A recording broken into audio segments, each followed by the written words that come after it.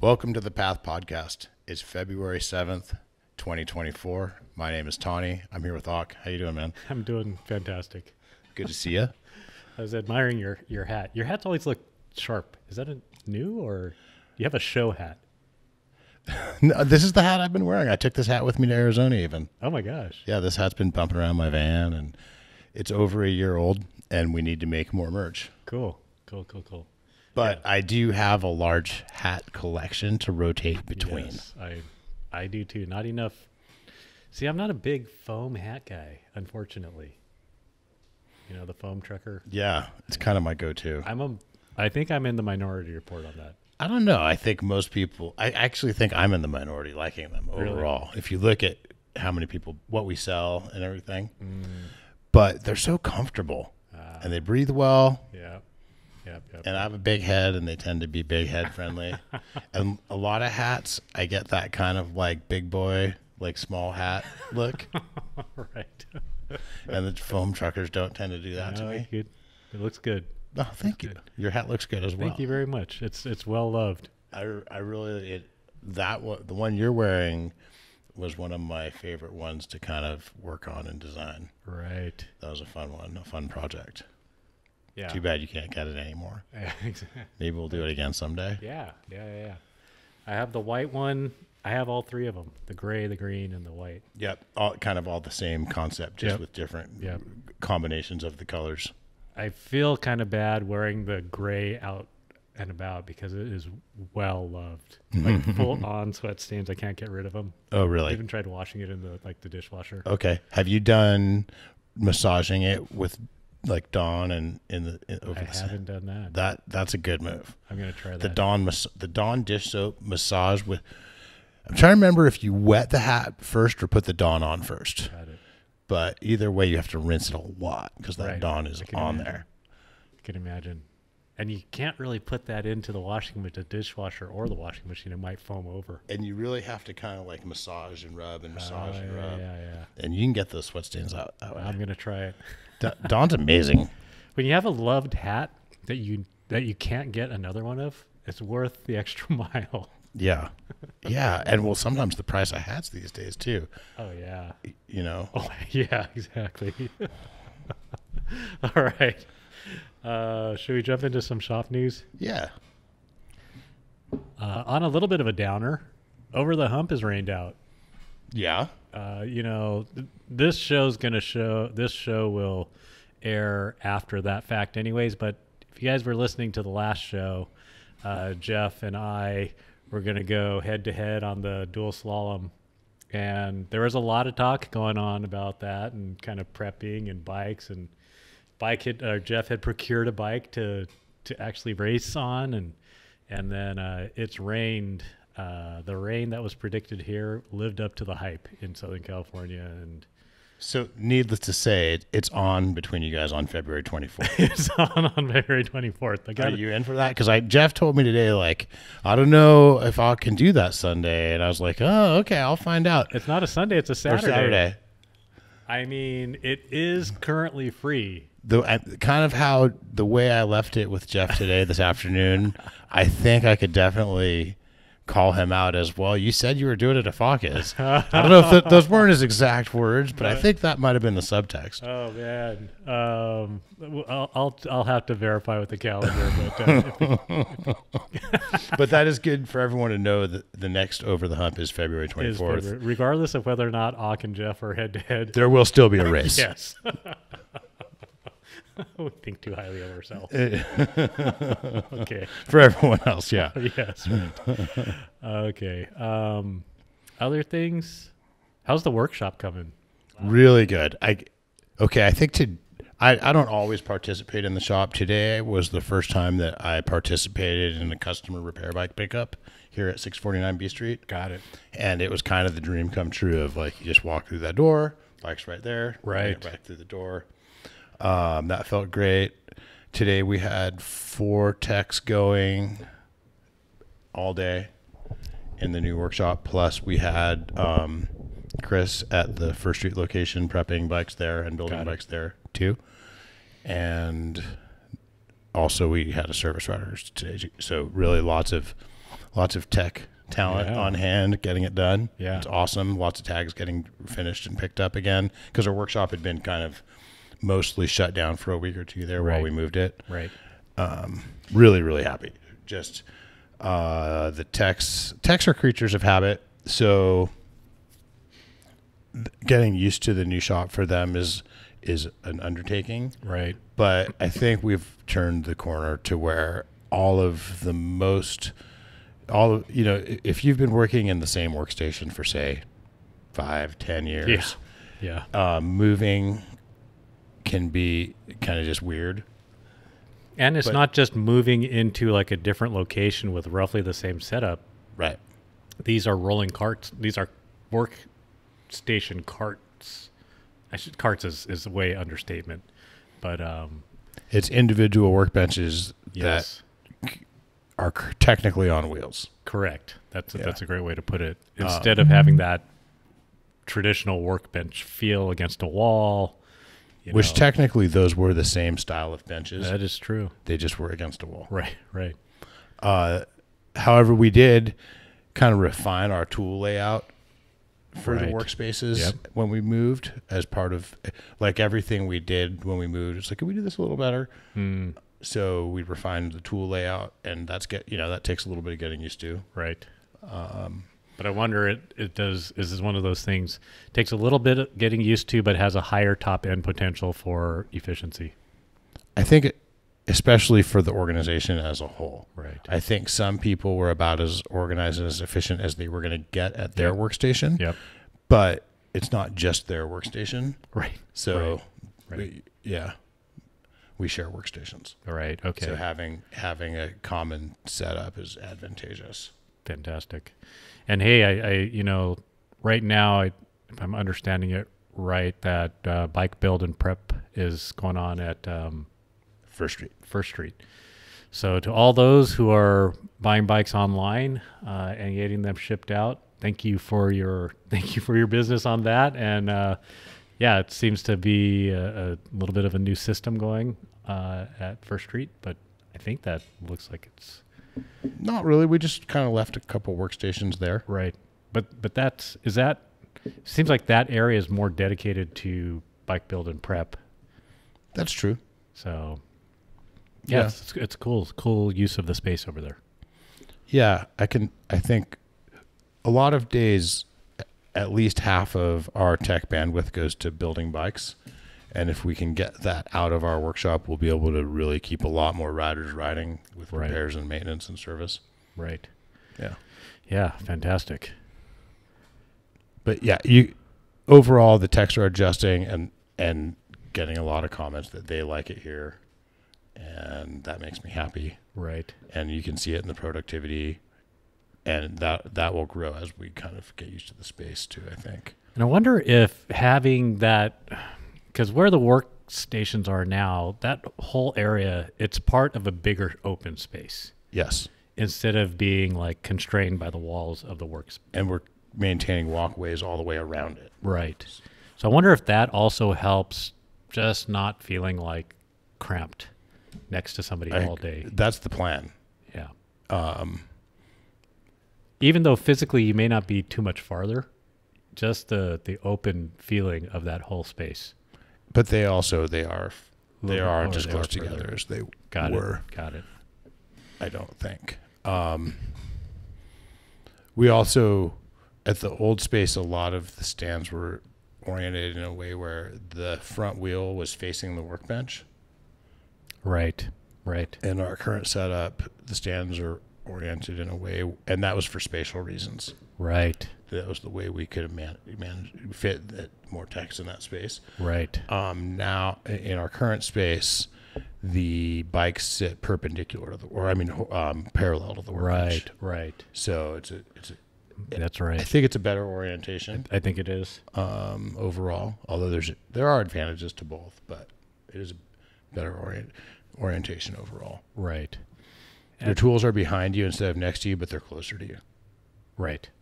Is the kind of, and it creates a pretty consistent spacing from the other tech. Exactly right.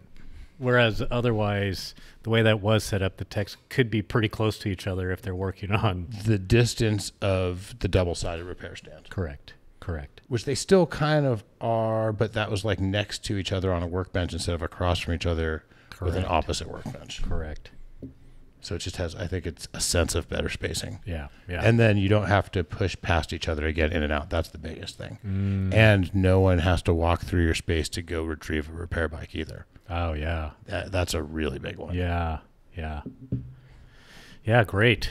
How about product? Looks like we talked about scores.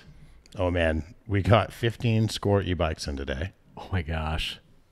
In order for us to be able to offer them at these ridiculous prices. Oh, my gosh. So the SLX version of the LT and the long travel and short travel, and it's a bit of the quote unquote 40, short 60, travel, right? Yeah, isn't really that short of travel. It's got a lyric on it. I think it's 150 on the front, something like 50 or 160 on the front, and 140 on the rear. Something like that. So it's not that. It's definitely kind of in that all mountain category. Right. It's like a Trans Elite. SLX Fox carbon frame EP8 motor. Oh, nice. 5249. Oh my gosh! What? Yep. Free shipping everywhere in America. Oh. Yeah. The XT build with like factory suspension and still a carbon frame and everything. 6649. Oh my gosh. Kind of crazy. And those bikes are rad. Yeah. Super mod, and the ST and the LT are the same frame with different rear shock and different fork. Right. And so an LT with the XT build. I think it's Fox. It might be a Zeb. I have to double check. Right. Whatever it is, it's nice suspension. Oh my gosh. XT 160. That's probably 170, 160. Could go 180, 160. They're not even up on our website yet. They just came in. We do have one. They will be up by the time. We do have one SLX ST in stock that we already had in stock. Right. And oh my gosh. Yeah. It's kind of, they're pretty exciting. I think those are going to be really popular, and they're beautiful. Yeah. They're beautiful bikes. Really nice design. Highly designed. The hidden pivot on the seat stay. Right. Yeah. Right. If I didn't have a relay. Well, that's a full power. Oh, you're right. So it complements your relay. It could. You could have both. I could have both. Oh gosh. Do you currently have a full power e-bike? I do. It's the Trans Elite. Oh, right. Full power lightweight. Full power lightweight. On sale for $59.95 at the Path. Oh, Bing. gosh.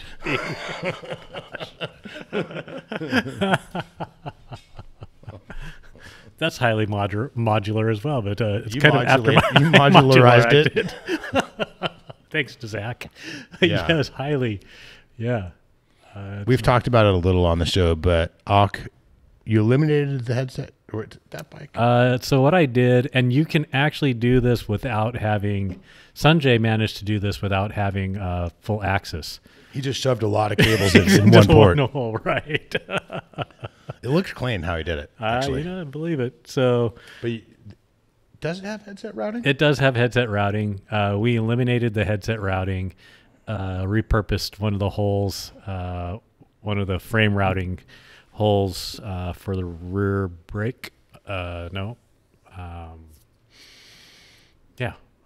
so then put an angle set on it. Actually, it's a Works. You need to get the Works angle set because it's the only one that comes up with that standard. And then slacked it out by 2 degrees, so it's 62.5 degrees, and then overstroked the rear shock, and so I think it's closer to 150 now. So 160, 150, 62.5. What fork on there? It is a 36 factory 36, and still air. Thinking about converting that to coil. How much does it weigh? I think like 47, something like that. Cushcore? Well, it depends on what wheels are on there, but yeah, at 47. At 47, Cushcore XC. That's what the reserve wheels and Cushcore XC and EXO tires. I weighed the 3 level that's on sale for $49.95 today, and it was 46 and just under 47. Right. with a pretty low. That's not fantastic. a real fancy Right. spec. That is fantastic. Do you have the range extender? I do have the range extender. Yeah. And has some really interesting stories about that. Okay. Maybe should we jump on that, or should we keep on with shop news? Well, since you brought it up, I want to hear about your range extender stories. All right. So this past weekend, there was a 2-day break in the rain here in Southern California, or 2 or 3 day break. And I got a chance to ride with Eric, who was also on the other Eric who was on the show, with Aaron, his wife, and Jeff, who was also on the show. We went and rode the Palm Canyon Epic. Yeah. I had no idea that so many people had not ridden the Palm Canyon Epic. Right. 'Cause I keep hearing I rode the Palm Canyon Epic for the first time, not just from you. Well, it's phenomenal. We have another. So anyways, it's 30 miles, 2,600 feet of climbing, 6,600 feet of descending, because it's a shuttle.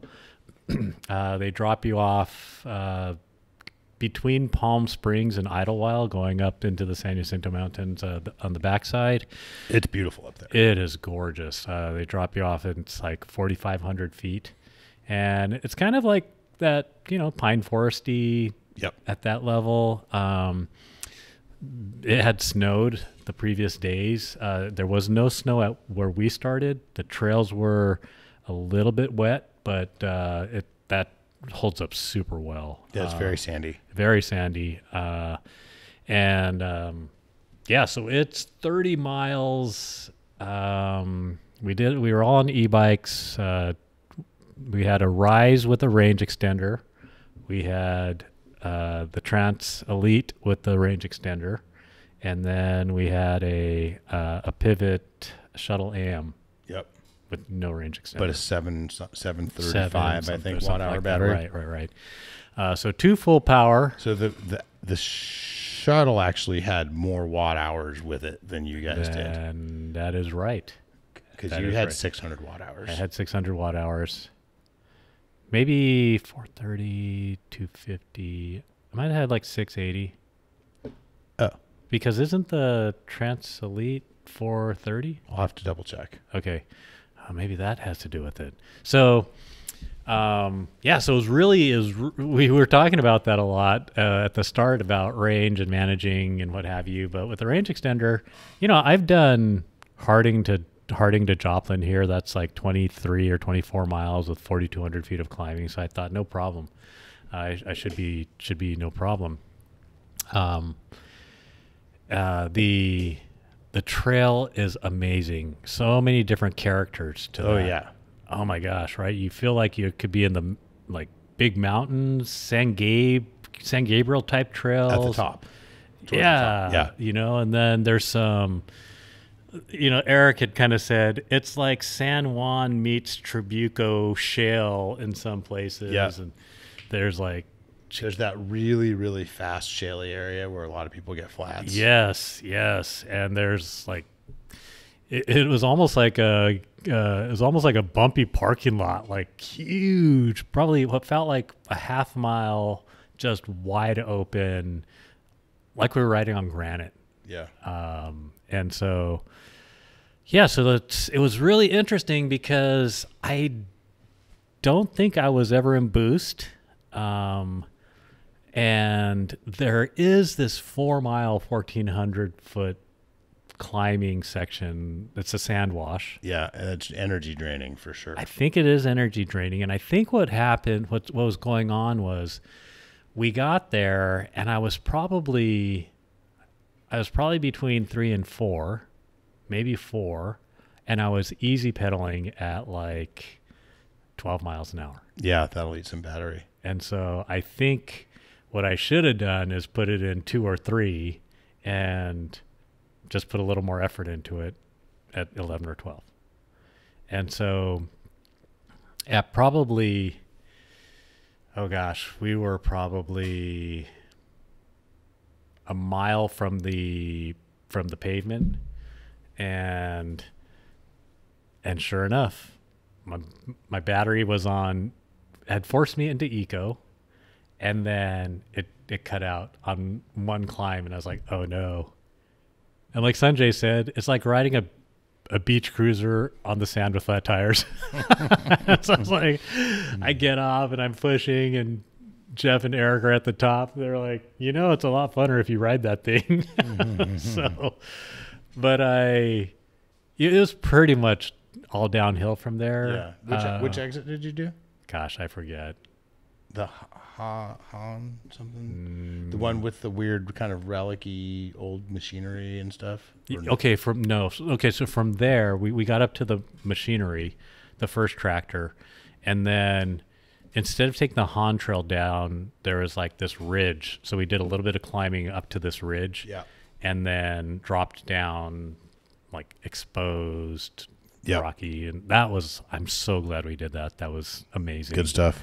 But yeah, so then what was weird, so I actually turned my battery. I just turned it off, and then mostly downhill, and then when I turned it back on, it gave me a few more miles. Nice. Yeah. So I wonder if that was good for it.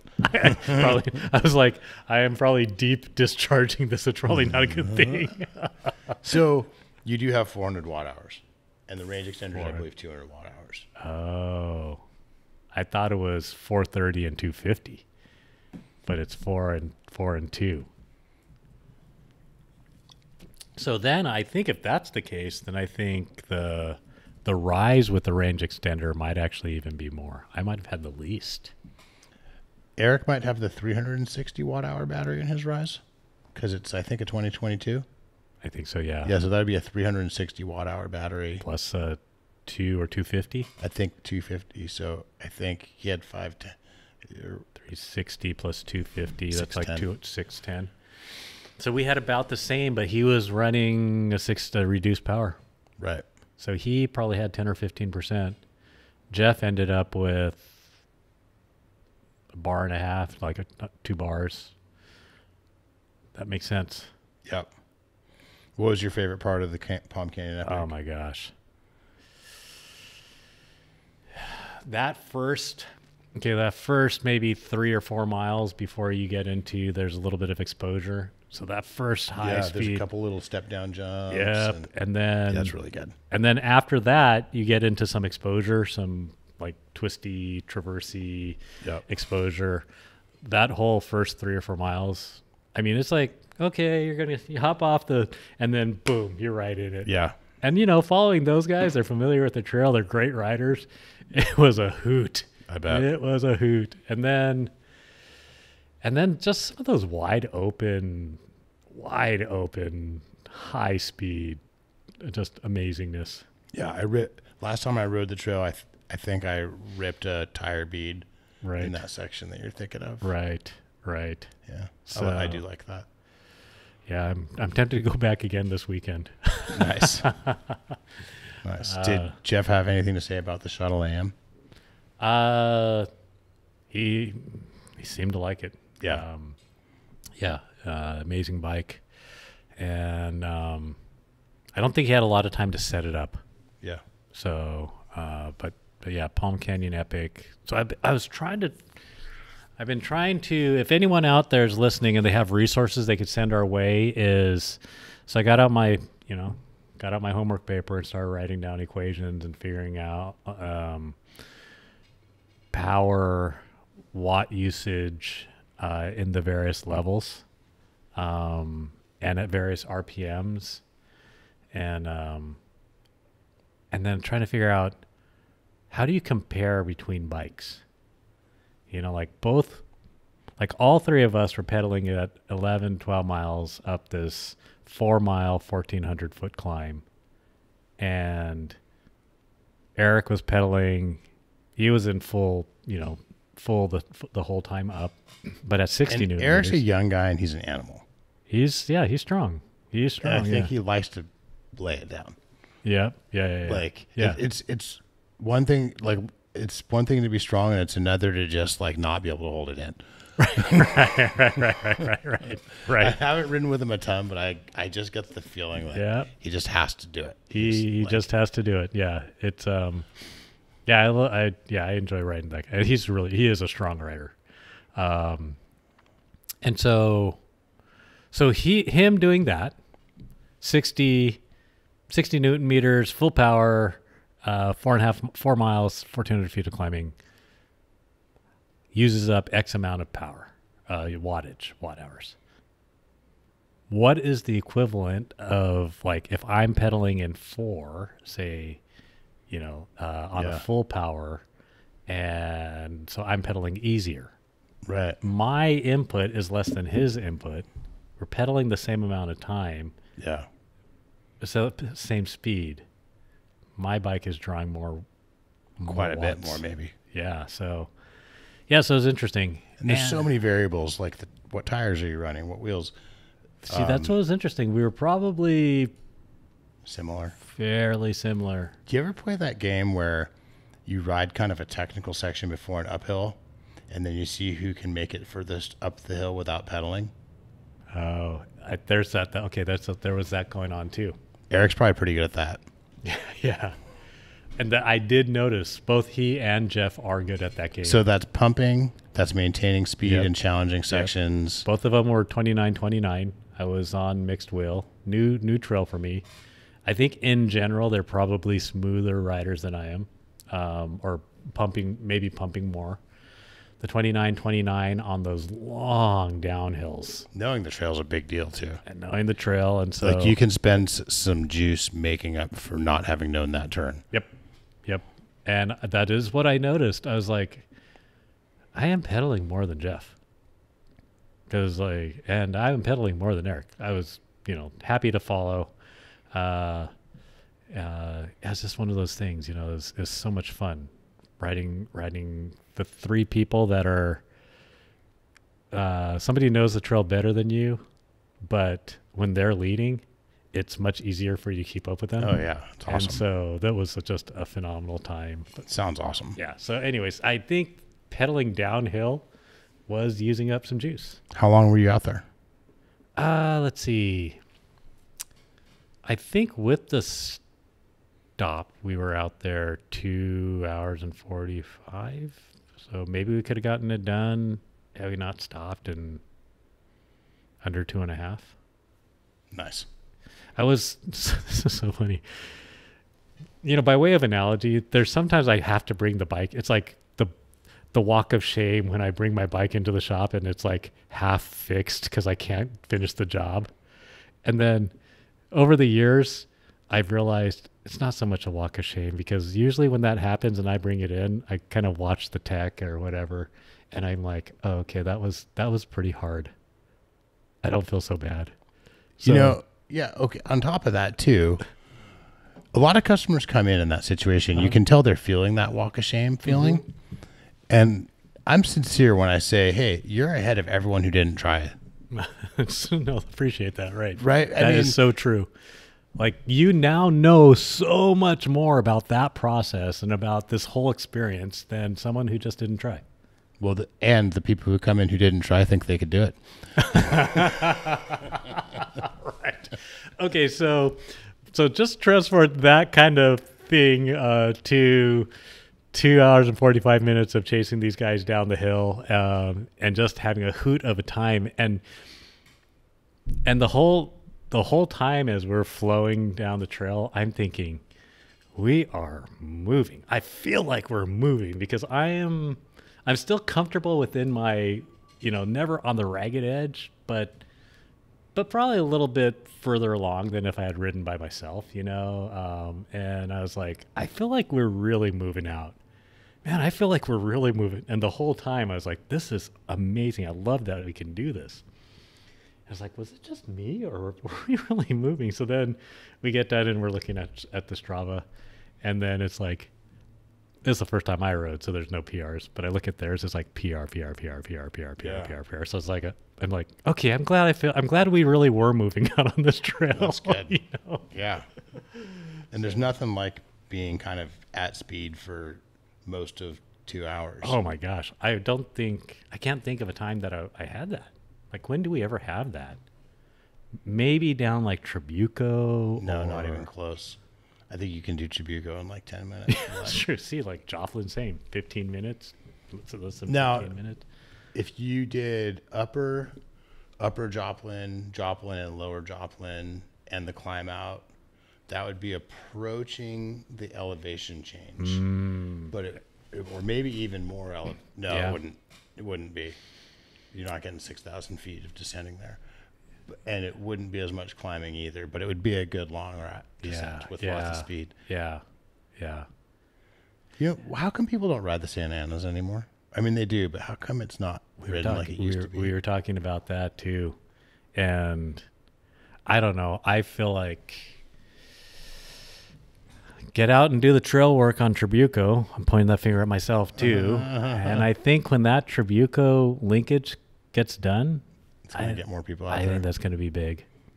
That'd be cool. I haven't been doing a ton of Santa Anas riding lately, and I can't wait until the next time I'm out there. I love it out there. And if we take the e-bikes, I really think that is going to open up the access. Oh, I definitely wanted to go ride the Skyline Drive trails, the Troy trails. Oh yeah, I haven't done that in a couple of years. right. That's on my list for the next. Yeah, Right. We got to get some ride days on the calendar for the spring. I would love that. Or riding Crestline. Oh yeah, Speaking of which, I've heard that's fun on an e-bike too. Although I don't know what you just said. yeah, I think that one still has like wisps of locals onlyness. yeah. As much as it's completely blown up. Right. So Crestline. See how I did that? Yeah. We got some on order. Oh, hallelujah! Really? Yep, that's true. What? Yep. Pretty excited. I guess it'll be the first enduro mixed wheel Bosch e-bike in the store, like big enduro. Yep.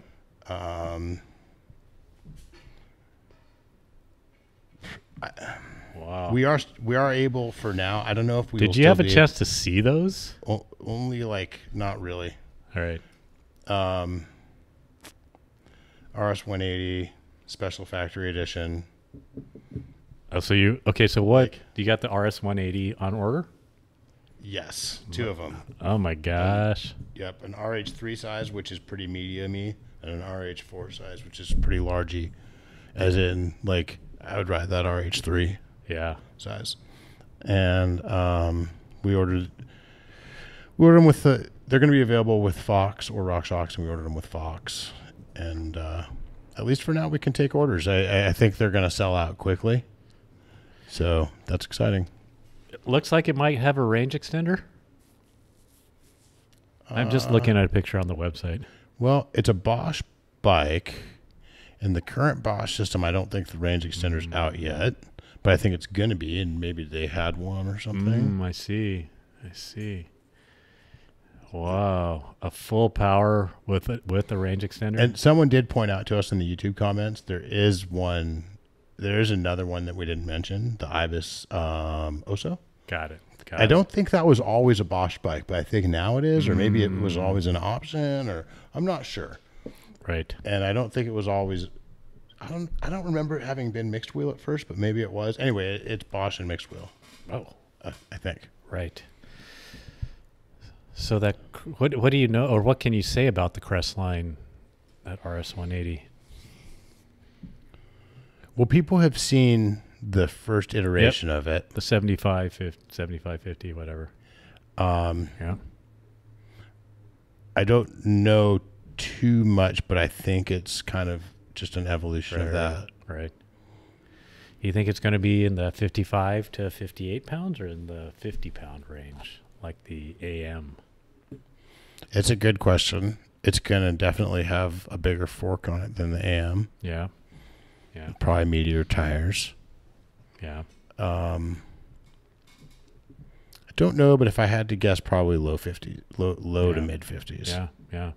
That is the one thing that Jeff liked about the Shuttle AM. He said it didn't have that really big bike feel. Right. Yeah. Yeah. All mountain. That's exactly. Hence the name. Yeah, you mentioned the Trabuco Trailwork coming up. Yep. Warrior Society leading the charge. Keith will probably be there. Yeah, it looks like he's going to be there. And that is going to be, we have the date here. I could have sworn I had it. February 24th. And you can contact Keith through the Warrior Society to RSVP and get more info. I got all kinds of things stacking up on the 24th. Got trail work, possible head-to-head. You got to race Jeff? Maybe race Jeff and head over and do some trail work. I'm kidding. Let's see. Oh, I saw that the shop got some Rocky Mountain Element frames in. Yeah. So I've been kind of preaching that Element's the downcountry bike right now. Yeah. And then we got some frames in, and it's a really cool color, and we put one on the scale. It was like 5.3 pounds with a DPS, which isn't the lightest shock, right? Like, it's light, but there are lighter. I think the shock that a Spur comes with is lighter. Right. Oh yeah, that RockShox World Cup, Sid World Cup. So really, really light, real linkage. Yep. Basically a horse link. 5.3. Wow. About a 65-degree head angle. Yep. I think you could build that up under 26 pounds. Yeah. Yeah, for sure. 120 travel, I think it is. Yeah. So Brian and other people have been kind of eyeing it. Yeah. I think people are starting to realize that. I don't know. I feel like that's the category defining bike for downcountry right now. At least of what bikes I'm aware of that I feel a connection to, that I know about on a personal level. Right. I did notice I thought it was just me, but then I went out and started looking at some other bikes. The reach on that's 450. Not real long. Not real long. But I mean, it's not real long by modern standards. It's old school long, right? I think we often use the original process as a benchmark, and I think the original process medium was about 450. I think the original process was like 440. Was it that? So was it? Yeah. So I think this is longer. Yeah. But by today's standards, I just have the numbers. Like the Trans SE that I have is like 456 in the low and 465 in the high. And that probably feels pretty good. 456. I have it in the low. Feels good. Yeah. The Scor is kind of same. Scor 2030 is like 454, 457. But no, 450. That's legit. Yeah, and maybe you do run a 50 mil stem on that bike because it's pretty XC. That's what I was thinking. That'd be okay. Because a 50 mil stem is so XC. Yeah, that's so ridiculous. And it's, if you add, if compared to running a 40, that makes up all the difference in reach, right? Right. And a lot of us are running 42 or around there. Yeah. I do hear more and more. We talked about a long time ago on the podcast having stem length match fork offset, crown offset, or just fork offset. Right. And I hear that just more and more. I think that's a thing that people are zeroing in on in bike design. Yeah. I think that's what I've been running these days. Yeah, I think it's good. So, except for my 30 or 35 millimeter Hickson bar. It's an integrated stem and bar. But yeah. So it is that reach 450 is also a little bit different than a bike that you rode recently. Yep. I went and visited Pivot. Oh man. We left last Sunday, a little over a week ago. Drove there. Pivot put us up at the Drury Inn, which is cool. Right. Kind of classic old school business hotel. Nice. Like no USBs, but nice. right. Nice. Right. And for those of you who are paying attention, or maybe if you hadn't been paying attention, Pivot was running these ads, running these spots on Instagram and other social about pay attention to, what was it? February 7th. For February 7th. Yeah. Or February. Yesterday's February 6th. February 6th. And big reveal coming February 6th. And so Tani left on Sunday before February 6th, and to go out and see the Pivot event. Right. 8 days before the launch. Yeah, basically. yeah. First day, rolled up to Pivot, got to see Caleb, who's been on the podcast. Oh, fantastic! Awesome. Right. Hung out with his Driver, dog. Yep. Saw Kalen, the previous demo driver. Hadn't seen him. Nice. Seen him in a while. That was awesome. Got to hang out with Chris and Cindy at dinner. Cindy is Chris's wife, and I think her role there is like CFO. Oh, wow. She's awesome. Chris is awesome. I spent a lot of time with the Pivot crew. And, you know, they really stick to their values and their principles and their vision really, really well. And I just love that about them. Right. And, you know, Chris started the company. He's still in full control of his company. His Kevin, who is the engineer with him going all the way back to the Titus days, is his main engineer. Oh, wow.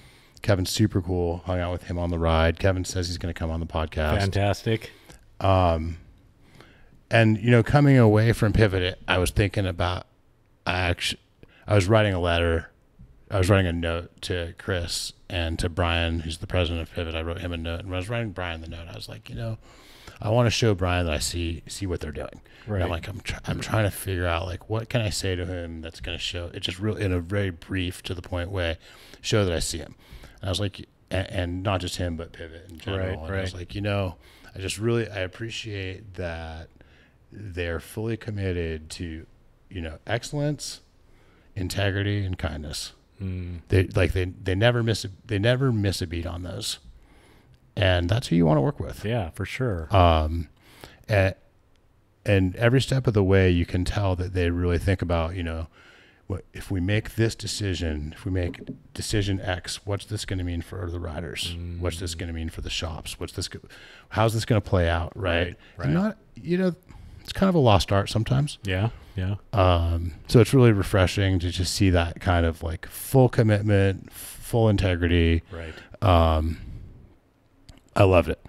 And the riding out there was awesome. It was sunny and warm. Like, we left here, I was like shivering cold. Right, And out there, it's like not too warm to ride, but warm, for sure. Sunny. And so you rode, what areas did you ride out there? South Mountain and Haas. Right. And I'd ridden Haas before only once, and it's developed a lot since then. That's what I've heard. The soil there is kind of like kitty littery a little bit, sort of. Right. Over hard pack. Right. And it's really a cool traction characteristic because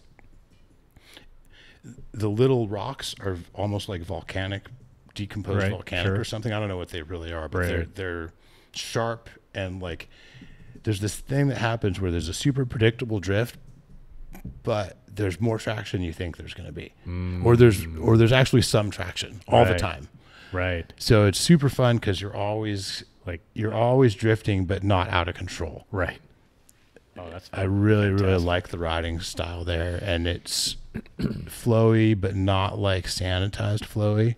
Right. Like there's still a little bit of tech, and there's still like a whoa sharp rock moment and stuff. Right. And there's some little ledgy techy sections, but there's also just kind of like banked turn into a cool little step down jump flow and everything too. Sure. Beautiful kind of desert scenery.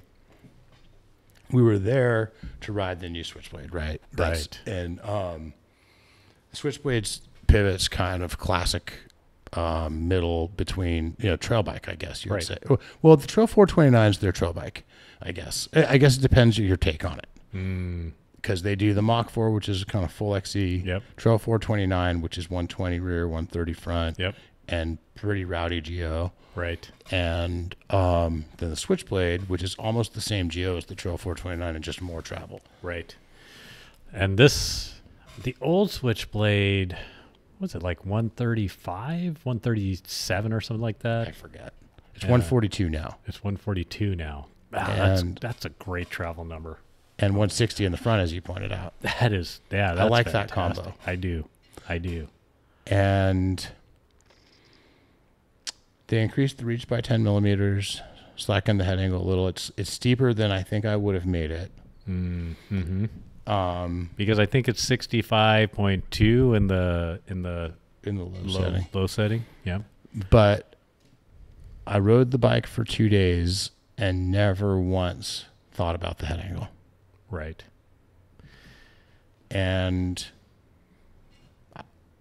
you know, I went there expecting to think it was. I went there expecting to be impressed with the bike. Right. And I knew enough about it to more or less know what I was going to see. Right. I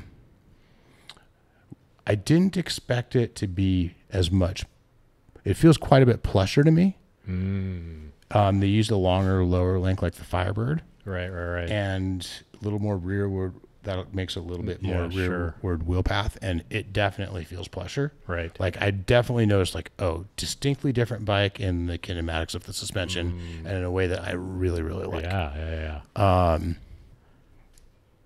Got right on the bike and immediately felt completely at home.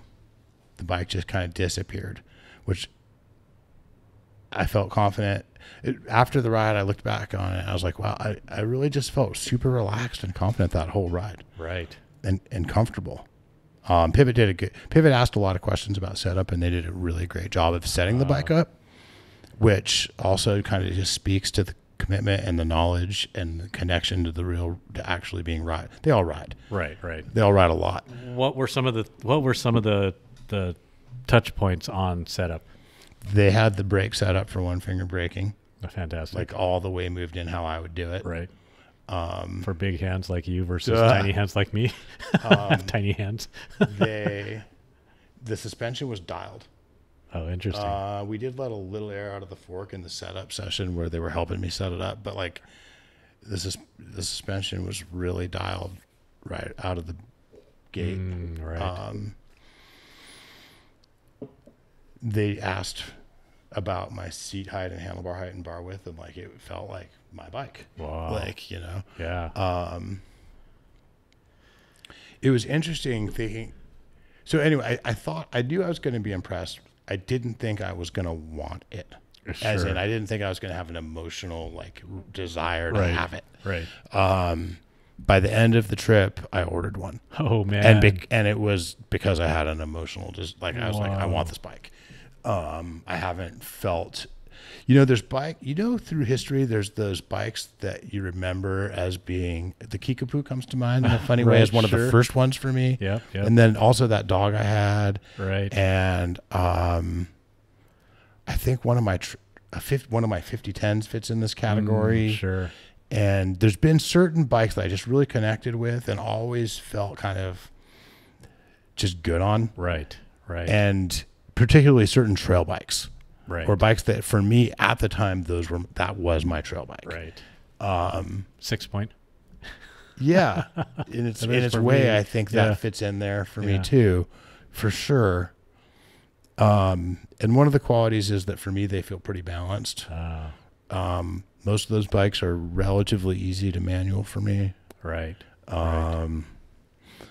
So I had that experience with this bike in a big way, but I think for this travel range, this is the most I've liked a Link. Like I really like this version of the DW Link a lot. Yeah. Longer, lower link, maybe a little bit more rearward travel first. Yeah, there's a ton of control and a ton of traction, and it's plusher. Right. And it just feels just a little bit less like it's trying to keep you up in the top half of the travel. Sure. We're looking at one as we podcast here. And I had this driving home. I had this kind of weird, interesting thought process about the head angle, where, you know how I think my kind of terminal crank length is going to be either 150 or 155. Wow. Okay. Right. And that may or may not be true, but in my head, like the optimal crank length for me is probably no longer than 157.5. Okay. In my head. Sure. But where I'm at, coming from 20 something years of mostly riding 175s, when I get on a bike that has 160 and or even sometimes 165, Yep. that feels the most natural and easy for me to adapt. I don't have to remind myself to adapt. Right. I don't have to tell myself scoot forward, scoot back, do this, do that. Right. 160 might be kind of the optimal intersection of kind of newfound hip freedom without major adaptation for me right now. And I was thinking, maybe in my head, my 140 trail bike should have like a 64-degree head angle or even a 63.5, but maybe my body still is like most comfortable with about a 65 degree head angle. Maybe. That's kind of that I need to ride the bike more, and I can always put an angle set on it, right? Right. So that was kind of an interesting thought process for me of like, right. That's why it felt so at home, is because you spent all these years riding, and for a bike that's been really well set up for you, that 65 may... Well, and realistically, compared to the average geometry of all the bikes I've ridden, that's still really slack. Yeah, for sure. All the bikes that you had moments with over time. Yes, and another one of those bikes that I kind of felt that way about was my white Tallboy. Yep. Which has about a 65-degree head angle also. I'm sure. So I had this other thought of like so take a G1 process of 111. Yep. I would add a little travel to that. 111's not enough travel. Yeah. No, And I feel like we may have said that too. And I would stretch the reach out to maybe 465 and make a carbon one. Yeah. And then if I could slap whatever suspension on it I would want, it would be a DW Link. Yep. And then you kind of look over at that and picture a 111. Yeah. Like, it kind of has that almost the same lines. Yeah. With the top tube going kind of almost straight into the seat It's like stays. a Process 153 and 29er. But it's shorter than a 153, and I think it's got more of a 111 attitude. Yeah, I agree. And it's got short chain stays, especially in our size. Right. Shortish, pretty short. 31 or something like that, or I think it manuals 32. Awesome. Like my manual game is not on point right now, and I was having some really fun manualing. I think that I was noticing that I think it does have pretty dang short chain stays, which I like. It's interesting too because 431 in our size, that is shorter than most bikes in category. I always learn stuff when I visit these vendors, and one of the things I learned, and this isn't necessarily a pivot specific thing, most brands who have a one-piece rear triangle as opposed to like a horse link type bike with, seat stay and a chain stay separate, they don't do different rear triangles for the different sizes with the different rear centers. They do different mounting points on the front triangle. Oh, interesting. Right? Isn't that, I'm sitting in the product meeting and Chris is talking about how the large has like a 2 millimeter longer rear center than the medium. And I'm thinking to myself, that's insane. You made an extra part number to have a 2 millimeter longer rear center. And then that came out and I was like, oh, wow. Yeah. I'm surprised I didn't know that. Yeah. I had always assumed. I'm sure some of our techs know that from like warrantying rear ends and stuff. Right. Peeking over at the bike. Oh man. So and the lines look so clean. All of you have seen that. Did you get one of those limited editions? Yeah, the 35th anniversary Talon pink. So Chris's first bike that he welded was called a Talon, and it was this like pink color. Right. And so this is like the 35th anniversary kind of call back to that. Right. It's pretty awesome. It's got some rad like kind of doodly art on it and stuff. It's rad. Yeah, the lettering, the graphic, the font they use for Talon is pretty. It comes with a slightly different part spec and it's $200 more. It's got like a tie railed saddle and some other slight changes. And Pivot pointed out, most of their paint jobs are essentially warranted against fading, and this one is not.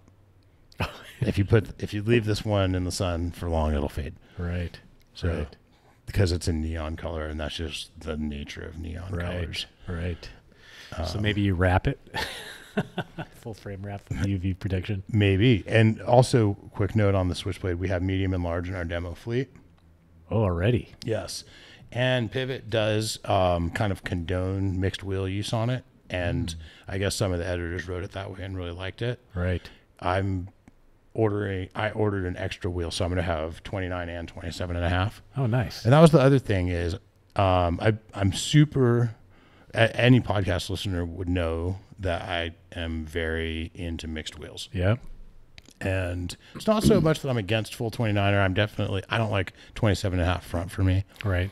And I've always kind of thought that there still might be a place in my life for a full 29er, maybe. Right. I'm not sure. Okay. It's been a while since I've really had one. Right. And at no point while I was riding this bike, I didn't ride anything super tech. Right. But at no point while I was riding this bike did I wish I had a smaller rear wheel. So I'll be interested to see like impressions between the Switchblade and the Shadowcat. yeah, me too. Especially when you when you mix wheel size. You know, the Switchblade felt so much more immediately at home to me than the Shadowcat. I like the Shadowcat right away. Right. But it wasn't that like I forgot I was riding a different bike. Right. Kind of thing quite.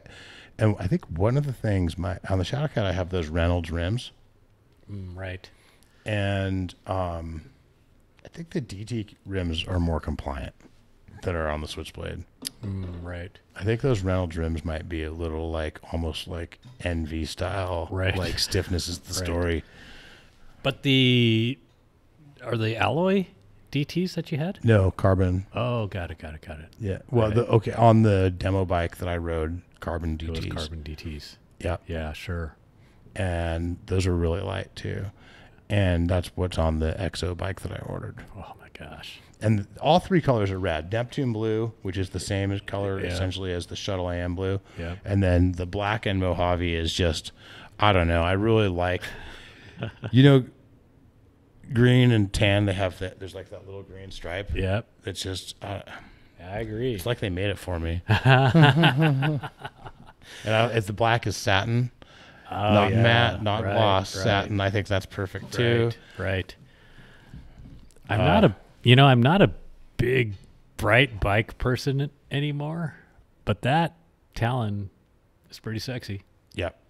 I also had some interesting conversations with Chris about frame storage. Oh, okay, right. And I think they're having a little bit of an existential, not an existential crisis, but like crossroads on frame storage. Right, sure.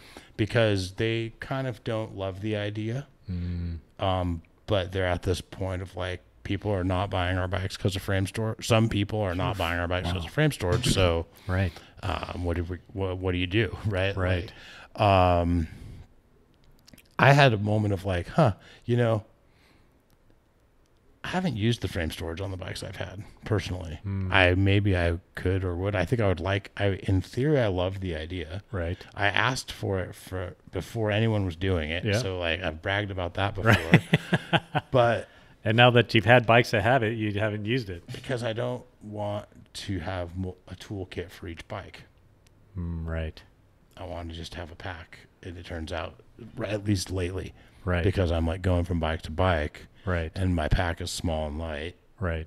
And it's no big deal. I would like to get more stuff off of me onto the bike. And I think I'm going to do the whole Ninja thing. It has that spot to bolt tools to it on all the pivots too. Yeah. But you're going to, I don't know, for me, I'm going to carry a pack anyways because I'm going to carry my phone.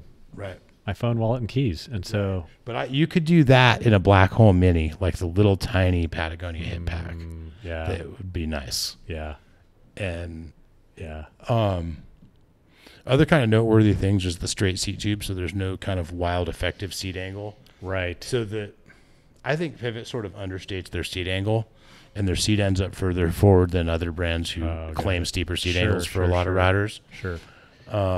Because the effective seat angle is at a single point with a certain height. Yeah. And they still have kind of an effective seat angle because it originates in front of the bottom bracket. Right. So it's not going straight into the bottom bracket, but it's straight. Right. It's not kinked. There's no like extra kickback like a lot of other bikes have. It goes in deep too. And room for a full-size water bottle plus the Ninja tool, plus if you wanted to, one on the down tube below. Right. And I'm excited. I can't wait for mine. Yeah. It'd be interesting to see how that rides on some of the steeper trails. Yeah. I mean, I guess it depends what you mean by steeper too. Because I think, say, like Hawk, I don't think it's going to feel too steep. Yeah, won't feel any. Or even like anything at Oaks, I don't think. Right. I think it's going to rip at Oaks. Oh, yeah. I think that's going to, especially on Hawk and Goat, whatever. I think the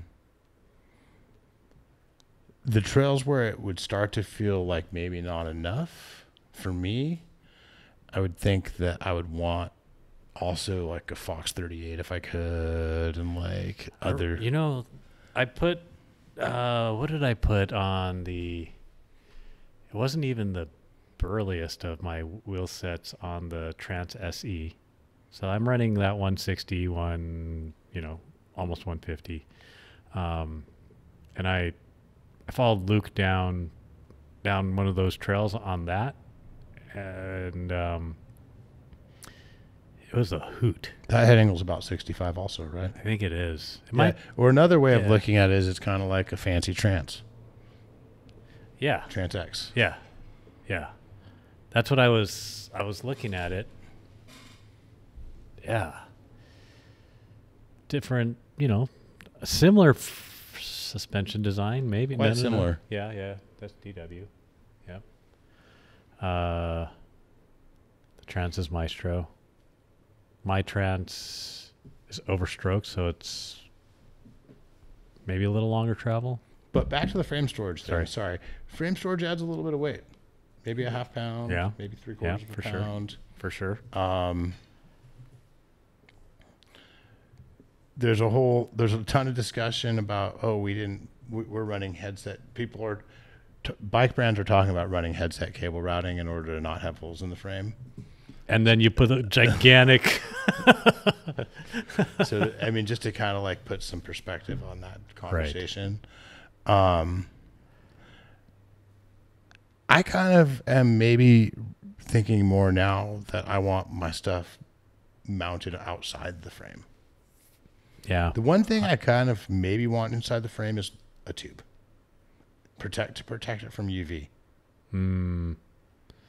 Yeah, but even if your tube is outside the frame, it's going to be mostly covered up in some sort of bag. Probably. Yeah. Yeah, I'm not a big freight storage person. Maybe for similar reasons. I don't want to have to always remember to take my stuff out of the bike. I also don't want to go fishing in the bike when I need my tool. Right. Right. I want it a little more accessible, I think. Right. In the bag. Yeah. Or yeah. Or right. Yeah, you're right. Not in the frame. Maybe mounted on the frame. Yeah. Yep. Yeah. Eric, again, he's got his like one of the, like maybe it's is it a 1-Up product? No. With the head tube tool storage. Probably is 1-Up. 1-Up. Yeah. Those are pretty cool. Super handy. Yeah. Yeah. But then you need one for every bike again. It's nitpicky, but I'd like to get that weight as low as I can. That is true too. And as centered as I can. Yep. So a little lower and way more centered if I put it on the bottom of the top tube there where it's kind of designed to go. Yeah, yeah. Yeah, for a while I was strapping my little tube and kit, and I just was strapping it to the bike right there as well. Yep. So that's exciting. Can't wait to ride with you on that. That'll be I'm also feel like I'm having a little bit of a resurgence of muscle bike passion. Yeah, I'm the same. Not that I still want to ride my e-bike all the time too. Right. But the muscle bike, I have been riding the muscle bike probably 50-50 these days with the e-bike. Yeah. And One of the rides we did at Haas was, it was I think someone said it was like 1,700 and something feet of climbing. Oh, good. Like just a decent little ride, right? But I was like really off the couch. Like no rides for like 2 months and then not riding a lot before that. Right. And it was rad. It was almost like I was sort of having like recollections of like endurance races I've done where you get into that mindset of like, hey, just keep going, buddy. Just, you know, it's going to end eventually. Just keep going, you know. Right. Like, Oh, man. that's how out of shape I am. But also, too, you know, it feels good to feel yourself that. there. Yeah. Yeah, to put yourself there. Give it a ride once or twice a week for a month. Yeah. And that'll ride the muscle bike. And then I'll require longer rides to get there after that. Yeah. Yeah, exactly. Exactly. But after a month, then you can go pedal with pretty much anyone. It might take me a little longer anyone, than that. But at I mean, this like, point, but, you know. well, because people will wait for me. Yeah. But if you're Because talking, I'm funny. yeah, exactly. It's a good conversation. All right. I think that might be a podcast. Oh my gosh, I think it might be a podcast. All right. Thanks, Auk. Thanks, Jake. Thanks to all of our listeners and all the riders who come in the Path. Huge thanks to the crew here at the Path and all the stakeholders. And let's all remember to love the bike we ride.